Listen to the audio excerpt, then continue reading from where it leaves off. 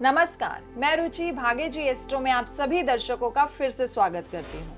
आज हमारे साथ फिर से उपस्थित हैं आचार्य अमित जी। तो आइए मिलवाती हूँ अमित जी से।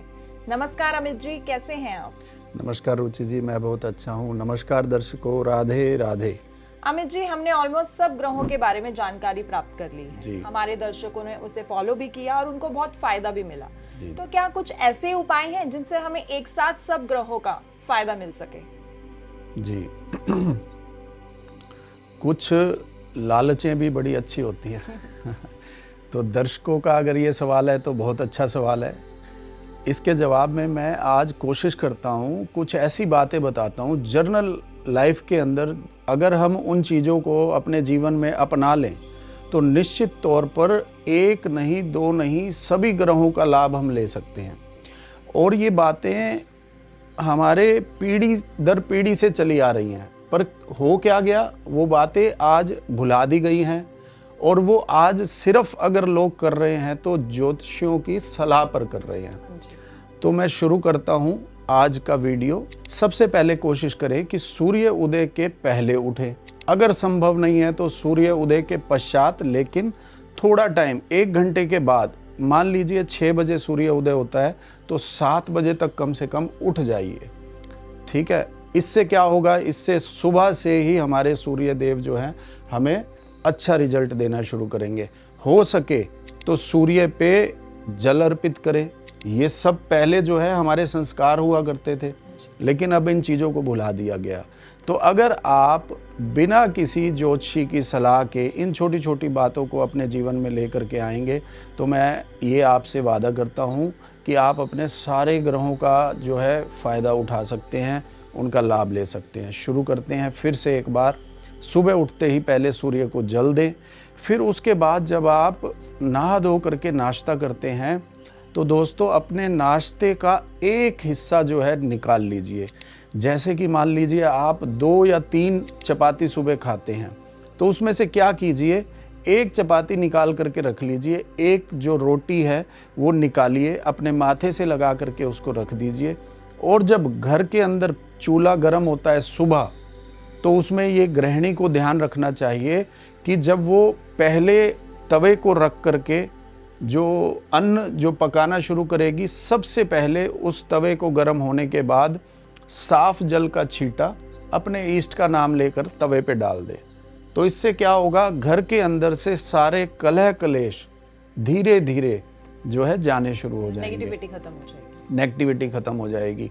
तो सुबह के सूर्य उदय से देखो हमारे जो है दिन में उपाय होने शुरू हो गए। एक प्रश्न भी मेरे मन में है कि आपने बताया कि सूर्य को जल देना है, तो लोटा जो है वो तांबे का होना चाहिए या कोई भी? देखो इस हम ना डिटेलिंग में नहीं जाएंगे क्योंकि आपने कहा कुछ ऐसे उपाय बताइए जिससे सब फायदा ले सके।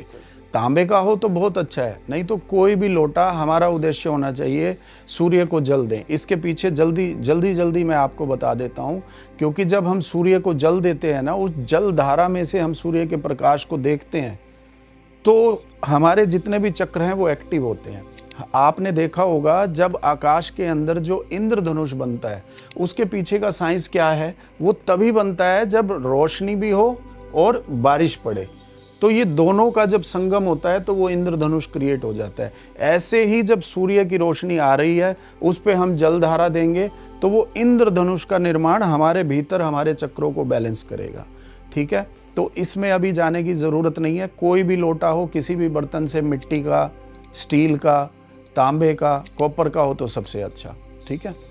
अब हम आगे चलते हैं कि हमने तवे पे छींटा दिया, इससे हमारे घर के कलह क्लेश जो है सारे घर से दूर।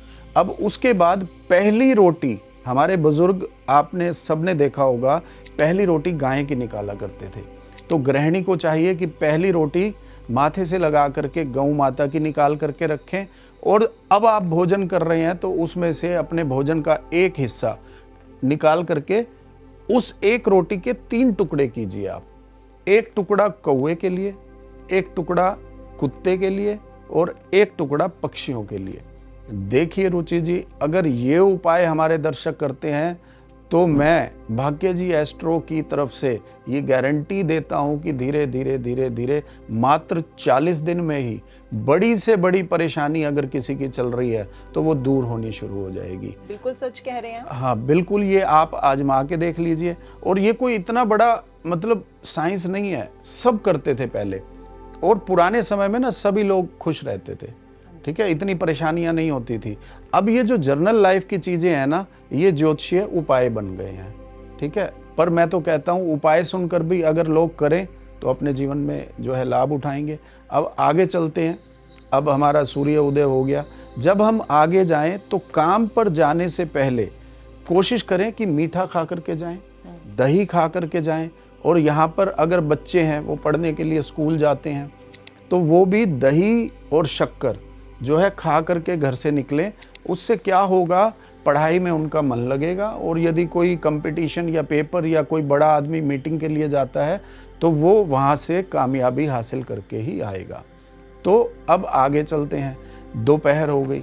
उसके बाद जब हम थक हार कर घर आते हैं, इसमें सभी बड़े लोग हो गए, नौकरी पेशे वाले, व्यवसाय वाले, तो उनको क्या करना चाहिए कि जब भी वो अपने घर में वापस आते हैं तो घर के बच्चों के लिए ज़रूर कुछ ना कुछ अपने बजट के अकॉर्डिंग घर में लेकर के आएं। घर में खाली हाथ बिल्कुल भी ना जाएं।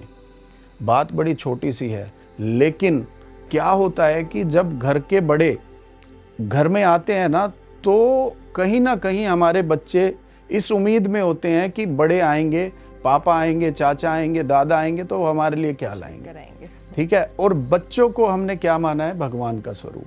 तो अगर बच्चे खुश उस घर के, तो उस घर में बरकत आती ही आती है। और भी इसके पीछे एक लॉजिक है, एक कारण है क्या, कि जब हम रोज घर में कुछ ना कुछ ले करके जा रहे हैं तो परमात्मा इतना दयालु है, वो हमें आशीर्वाद देता है। इसी तरीके से तुम अपने घर का भरण पोषण करते रहो और वो आपकी इनकम में दिन दुगनी रात चौगनी उन्नति करता है। अब संध्या का समय आ गया, शाम का समय। ऐसे में अब क्या करें, जो भी आपके संस्कार चल रहे हैं, किसी के घर में लोग जो है धूप इत्यादि शाम को आरती इत्यादि करते हैं, उन संस्कारों को फॉलो करें। उससे क्या होगा, हमारे सूर्य बृहस्पति ये 2 ग्रह अच्छे होंगे और हमारे इससे पितरों का आशीर्वाद हमें मिलेगा, ठीक है। पितरों का आशीर्वाद मिलेगा तो घर के अंदर से शादियों का ना होना, आपस में कलह कलेश, चाचा ताऊओं का, ये सब चीज़ें जो है धीरे धीरे धीरे धीरे विलुप्त होनी शुरू हो जाएंगी। अब सोते समय रात्रि में जब हम भोजन करें, कोशिश करें कि भोजन के बाद हम मीठा जरूर खाएं। पहले ये नियम होता था कि लोग, बड़े बुजुर्ग क्या करते थे, भोजन के बाद गुड़ शक्कर जरूर खाते थे। अब ये ट्रेंड खत्म हो चुका है। तो दोस्तों आप क्या करें, गुड़ शक्कर, सौंफ मिश्री, या ये भी नहीं तो किसी भी प्रकार का मिष्ठान आप भोजन के बाद जरूर करें। इससे हमारे मंगल जो देव जो हैं वो प्रसन्न होते हैं और हमें आशीर्वाद देते हैं। अब आ गई रात्रि। अब सोते समय जो है अपनी पत्नी से दिन भर की जो वार्ता, दिन भर जो आपने ऑफिस के अंदर झेला, अच्छा बुरा जो भी कुछ आपके साथ हुआ, अगर आप शादीशुदा नहीं हैं तो अपनी माता के साथ बैठकर, बुजुर्गों के साथ बैठकर सलाह करें। अगर आप शादीशुदा हैं तो बच्चों के साथ, पत्नी के साथ बैठ करके वो लम्हे जो दिन में खुशी के थे या गम के थे वो शेयर करें।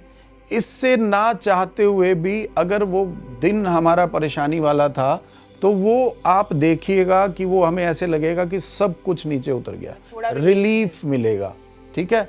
और शुक्र जो है हमारे वो प्रबल होंगे और हमें लग्जरी प्राप्त होगी। अब लास्ट में सोते समय दोस्तों मैं फिर कहूँगा, आप सोते समय हाथ जोड़िए, अपने इष्ट को याद करिए और दिन भर जो हुआ उसका शुक्राना करके, धन्यवाद करके, और आप गहरी लंबी सांस लेकर सो जाइए। तो मैंने कोशिश करी सुबह से लेकर रात्रि तक छोटी छोटी बातें अगर हम जीवन में अपना लेते हैं तो निश्चित तौर पर दोस्तों इसके अंदर बृहस्पति, सूर्य से लेकर राहु और केतु तक सभी ग्रहों का जो है आपको लाभ मिल रहा है।